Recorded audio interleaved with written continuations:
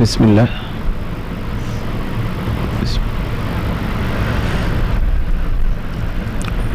نحمده ونصلي على رسوله نور الأولين والآخرين وعلى آله الطيبين الطاهرين وأصحابه الراشدين المهديين. أعوذ بالله من الشيطان الرجيم. بسم الله الرحمن الرحيم. إن الله وملائكته يصلون على النبي يا أيها الذين آمنوا صلوا عليه وسلموا تسليما. اللهم صل على سيدنا وحبيبنا ونبينا ومولانا محمد وعلى آله وصحبه وبارك وسلم. حاضرین مکرم، سامعین محترم،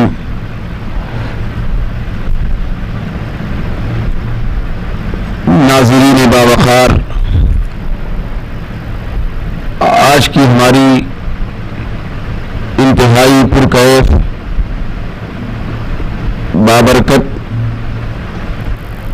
مقدس ترین محفل اور نشست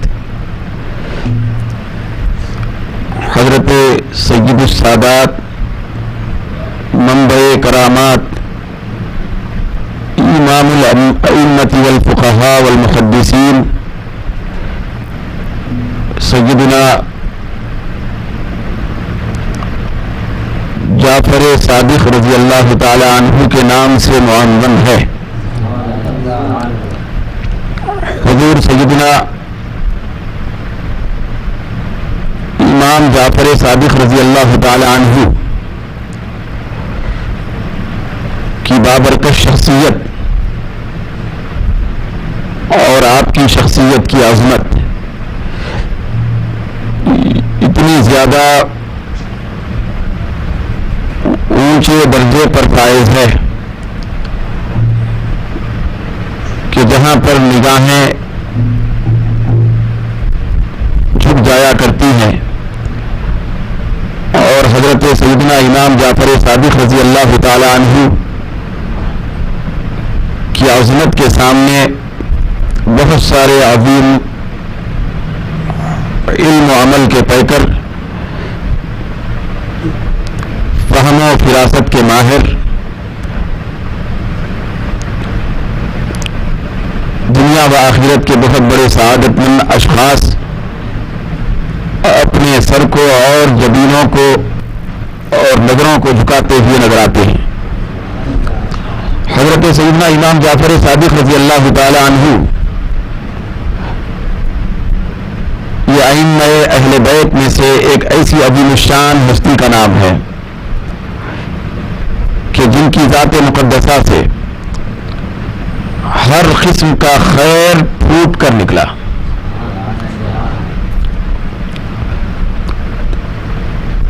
آپ جہاں تقوی اور پرہیزگاری کے مرکز ہیں، وہیں علم اور فہم و فراست کے ماہر ہیں. خشوع و خضوع کی دولت بھی آپ کے در سے نصیب ہوتی ہے اور آداب و اخلاق کی زینت بھی ساری دنیا والوں کو آپ کی چوکھٹ سے نصیب ہوتی ہے. آپ کو اللہ تبارک و تعالی نے بہت ساری عظیم الشان خوبیوں کا مالک بنا دیا تھا. ائمہ اہل بیت میں آپ چھٹے امام ہیں. آپ کی شخصیت اور عظمت جب ہماری سماعتوں کے ذریعے سے دل کی کیفیتوں تک پہنچ جاتی ہے تو یقیناً اس بات کی گارنٹی اور ضمانت مل جاتی ہے کہ ہمارا ایمان تر و تازہ ہو جائے. آپ کی شخصیت اور آپ کے کمالات اور صفات و خصائل کو ہم جیسے ناقص لوگ کیا بیان کر سکتے ہیں اور کیا سن سکتے ہیں کہ جن کی چوکھٹ پر حضرت سیدنا امام اعظم ابو حنیفہ رضی اللہ تعالی عنہ بھی اپنی جبین علم کو ٹیکتے ہوئے نظر آتے ہیں. حضرت سیدنا امام جعفر صادق رضی اللہ تعالی عنہ کی نورانی چوکھٹ حضرت امام مالک رضی اللہ تعالی عنہ جیسے جلیل القدر امام کے جبین کے ٹکنے کا بھی مقام بنا تھا. حضرت سفیان ثوری رضی اللہ تعالی عنہ جیسے امیر المؤمنین فی الحدیث حضرت امام جعفر صادق رضی اللہ تعالی عنہ کی لبوں سے نکلنے والے میٹھے اور انتہائی حلاوت سے پر جملوں کو سننے کے لیے بے چین نظر آتے تھے. حضرت سفیان بن عیینہ رضی اللہ تعالی عنہ جیسے جلیل القدر محدث حضرت امام سیدنا جعفر صادق رضی اللہ تعالی عنہ کی صحبت میں بیٹھنے کو اپنے لیے دنیا و آخرت کا سرمایہ سمجھتے تھے. غرب کے بے شمار ائمہ اکرام، بے شمار محدثین اعظام، بہت سارے فقہائے کرام حضرت سیدنا امام جعفر صادق رضی اللہ تعالیٰ عنہ کی بارگاہ کے تلامذہ میں شامل کیے جاتے ہیں. حضرت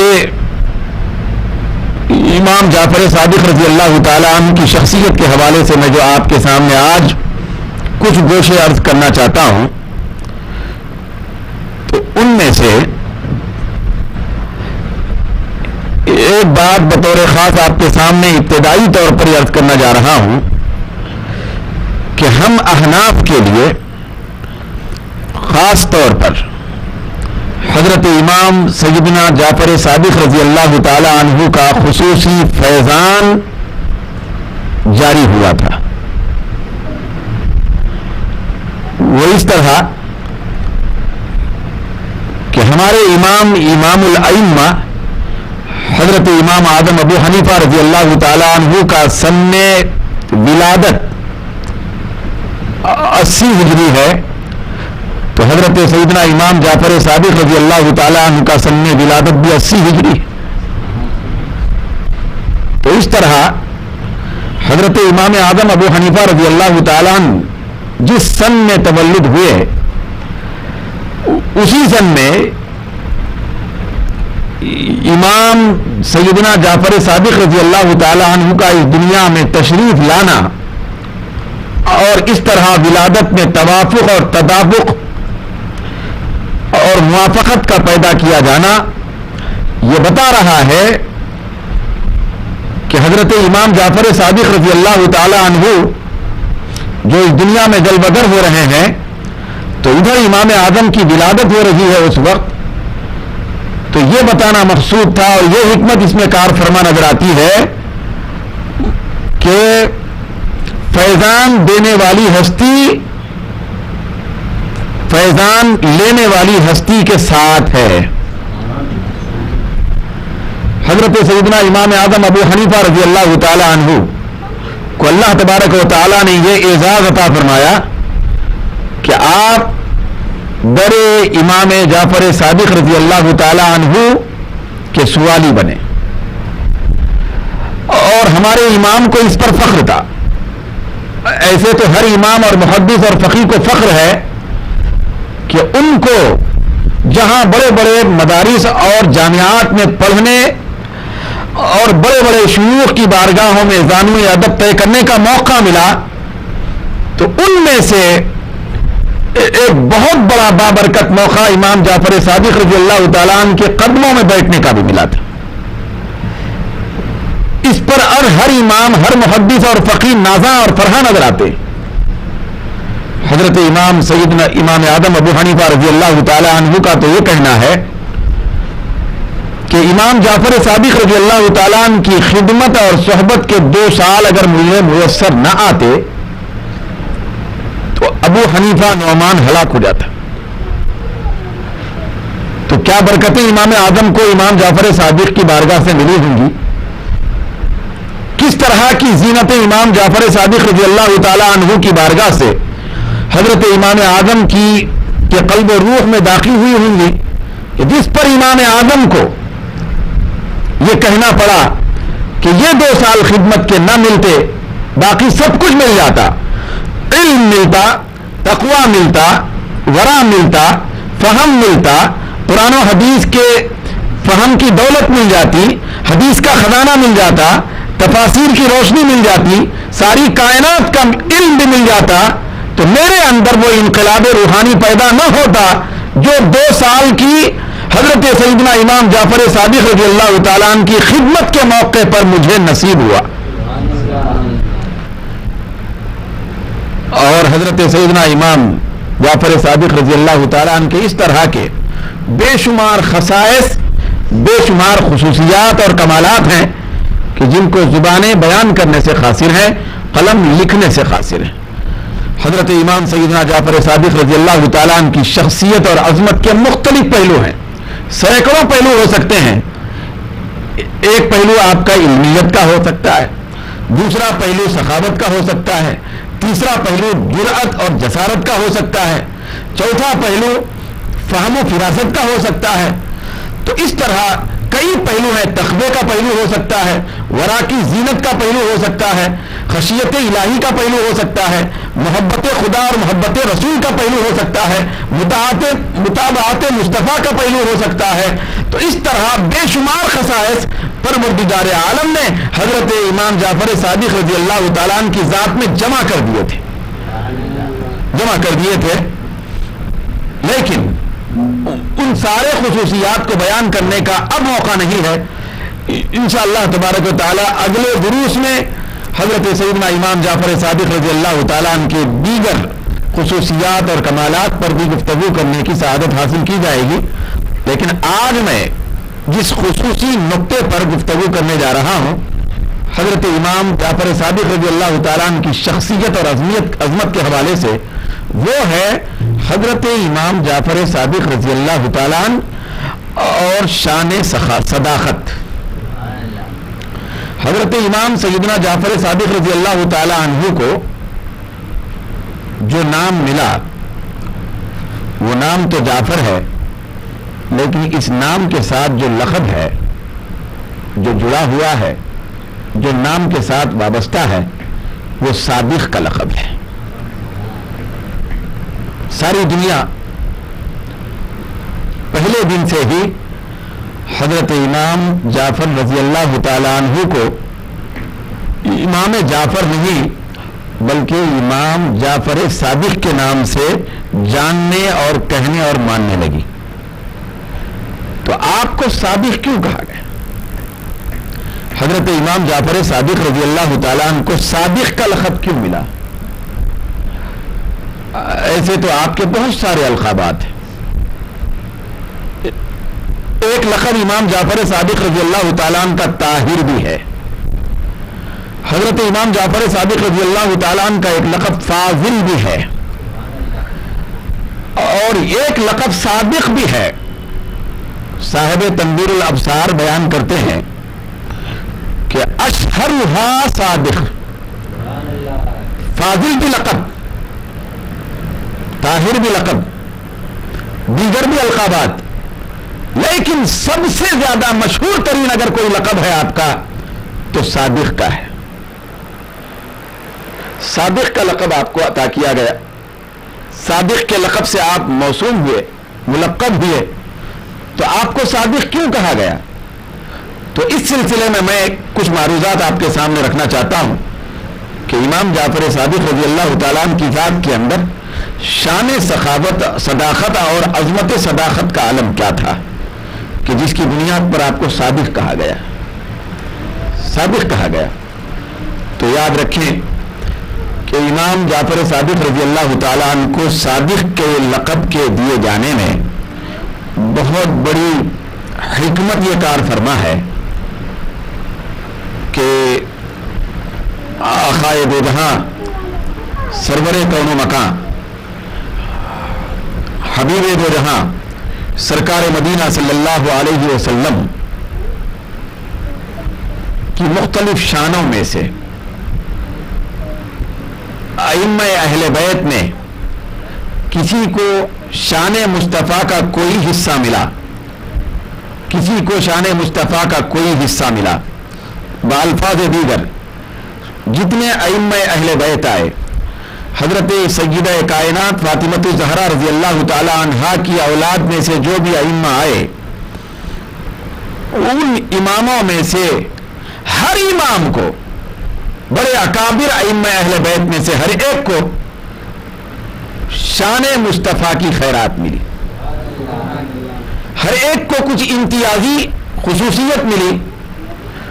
آگے جا کر وہ امام شان مصطفیٰ میں سے اس شان کا مظہر بنے. مثال کے طور پر شان مصطفیٰ میں سے ایک شان ہے شہادت سری. شہادت سری کی شان حضرت امام حسن کو ملی.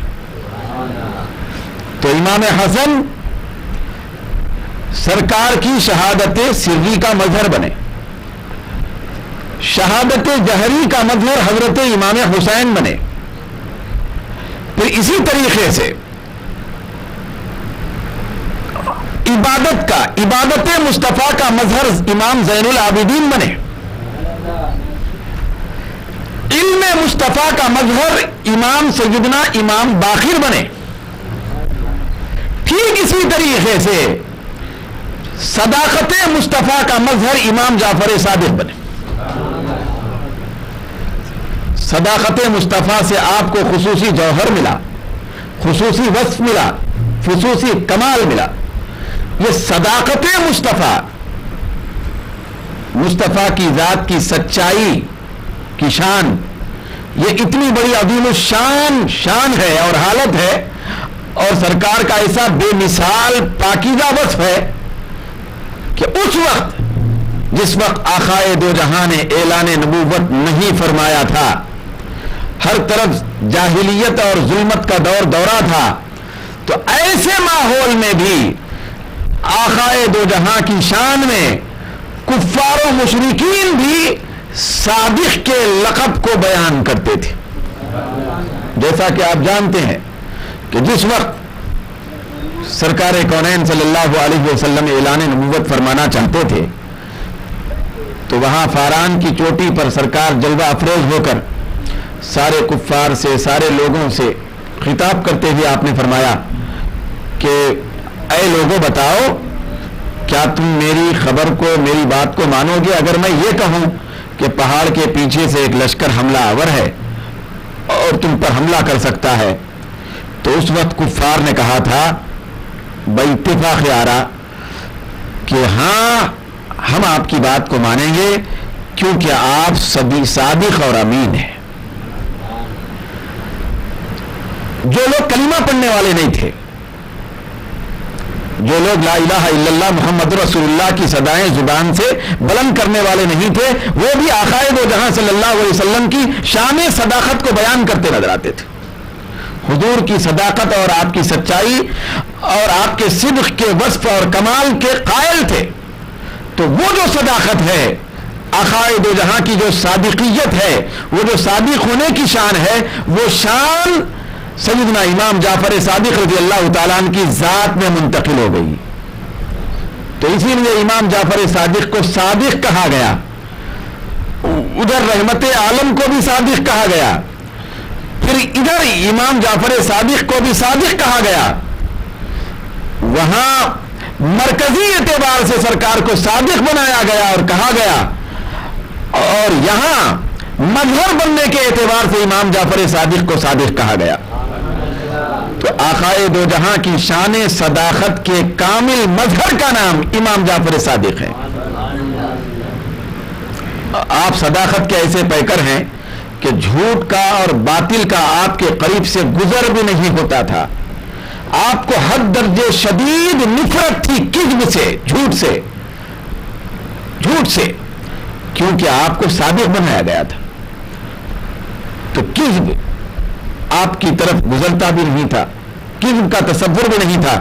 تو اس وقت سارے لوگوں نے آپ کو یہ ٹائٹل دیا اور لقب دیا کہ آپ صادق ہیں. چنانچہ امام جعفر صادق رضی اللہ تعالیٰ عنہ کا ایک جملہ صاحب حلیت الاولیاء حضرت حافظ ابو نعیم اصفہانی رحمت اللہ علیہ نے نقل فرمایا آپ کے تذکرے کے ضمن میں کہ امام جعفر صادق رضی اللہ تعالیٰ عنہ کے جملے سے معلوم ہوتا ہے کہ امام جعفر صادق رضی اللہ تعالیٰ عنہ کو صداقت کتنی محبوب تھی، اور کذب جو اس کا برعکس پہلو ہے، صداقت کا مد مقابل جو کذب ہے، جھوٹ ہے، اس سے کتنی نفرت تھی. اس کا اندازہ ہوگا کہ امام جعفر صادق رضی اللہ تعالی عنہ نے فرمایا کہ لا داء اعدوا من الکذب. آپ فرماتے ہیں جھوٹ سے زیادہ خطرناک اور کوئی بیماری نہیں ہے. یہ جو امام جعفر صادق رضی اللہ تعالیٰ عنہ کا جملہ ہے یہ قابل غور ہے. صداقت کا ایک پہلو آپ ذہن میں رکھیں کہ امام جعفر صادق کو صادق کیوں کہا گیا. آپ کی سچائی کی طبیعت اور اس کی صفت کو ایک پہلو میں رکھیں.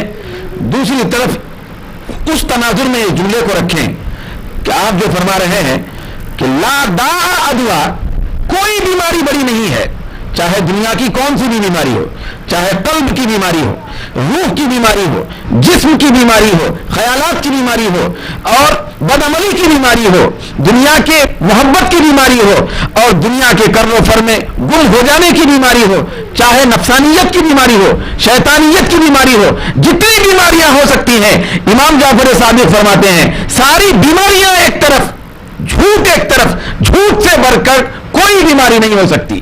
یہ جو حد درجے نفرت کا پہلو اس کے اندر نمایاں معلوم ہوتا ہے اور آپ کے اندر غصے کی کیفیت معلوم ہوتی ہے جھوٹ کے مقابلے میں. جھوٹ سے آپ کو شدید نفرت اور غصہ تھا تو غصے کا اظہار ہو رہا ہے. جہاں یہ جھوٹ سے نفرت کا اظہار ہو رہا ہے وہیں پر مد مقابل میں جو صداقت ہے اس سے محبت کا اظہار بھی ہو رہا ہے. کیونکہ جھوٹ اور سچ، صداقت اور کذب یہ دونوں مد مقابل چیزیں ہیں. جب جھوٹ سے نفرت ہوگی تو لازمی بات ہے کہ صداقت سے محبت اور الفت ہوگی. تو بے مثال صداقت سے محبت تھی اور آپ سچائی کے پیکر تھے. زمانے کو سچ بولنے کی تلقین کرنے والے نہیں بلکہ سچائی تقسیم کرنے والے تھے. لوگ آپ کی شخصیت کو دیکھ کر باطل اور کذب کے پہلو کو چھوڑ کر صداقت میں بے دھڑک داخل ہو جاتے تھے. آپ کے چہرے انور کو دیکھ کر جھوٹ بولنے والا شخص بھی سچائی کا پیکر بن جاتا تھا.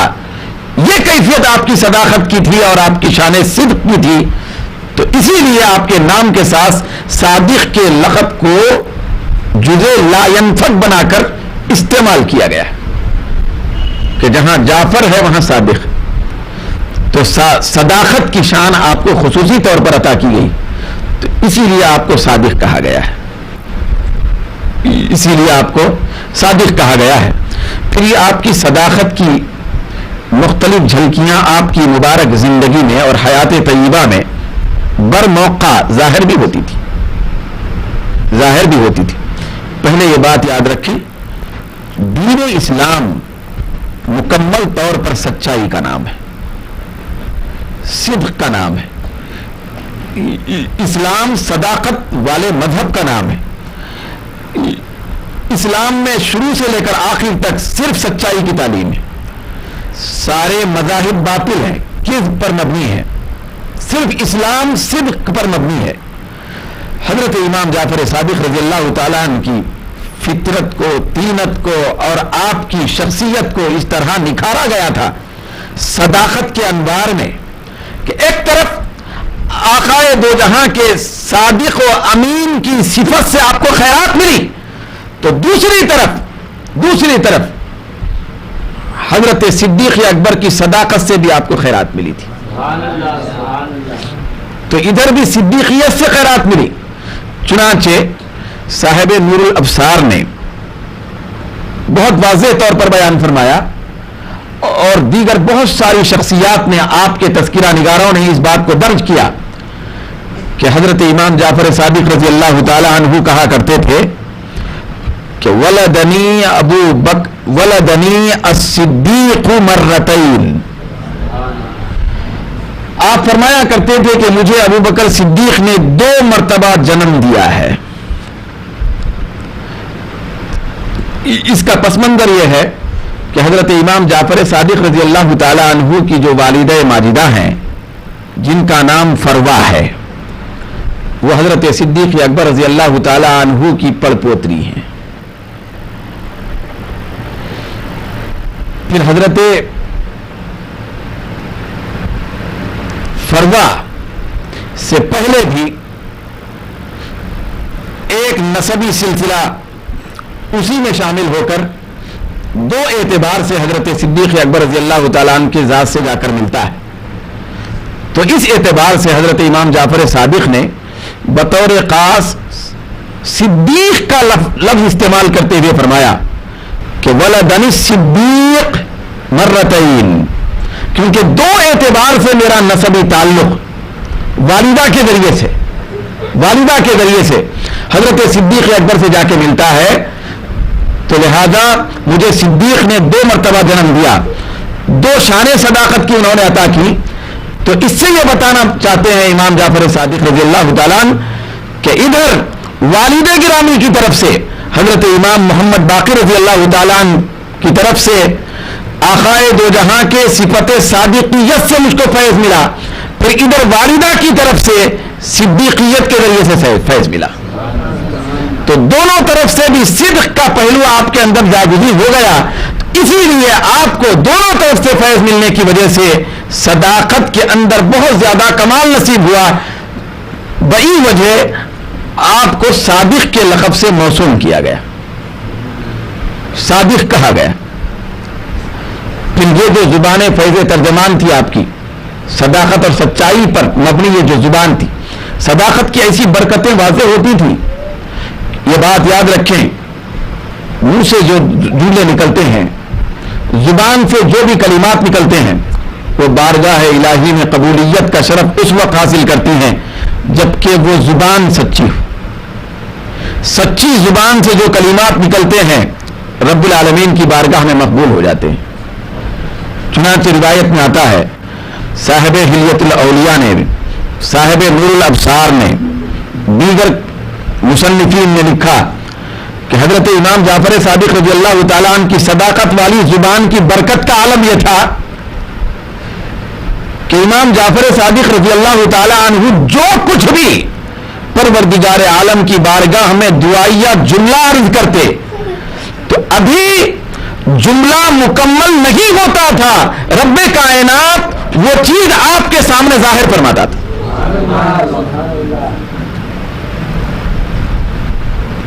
وہ جس چیز کے بارے میں آپ دعا کر رہے ہیں، چاہے وہ ممکن ہو، چاہے ناممکن ہو، چاہے مشکل ہو، چاہے آسان ہو، رب ذوالجلال آپ کی دعا کو اتنا زیادہ جلدی فی الفور قبول فرماتا تھا کہ ابھی آپ کے دعائیہ جملے ختم نہیں ہوتے تھے کہ ادھر دعا کے اثرات ظاہر ہو جاتے تھے. تو یہ کمال آپ کی زبان صداقت کی تھی، سچی زبان کی تھی.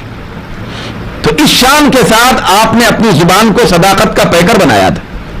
صدق و سچائی کا بہت زیادہ منبع اور مرکز آپ نے اپنی زبان کو بنایا تھا. تو آپ کی زبان سے نکلنے والی ایسی صداقت کی بولیوں کو سننے کے لیے حضرت سفیان ثوری جیسے محدث، کبیر محدث، جن کے اوپر امام بخاری ناز کرتے ہیں، بخاری شریف میں بے شمار آپ کی حدیثیں آتی ہیں، وہ امیر المومنین فی الحدیث کہلاتے ہیں. تو امام سفیان ثوری رحمت اللہ علیہ آپ کی بارگاہ میں حاضر ہوتے تھے اور آپ کے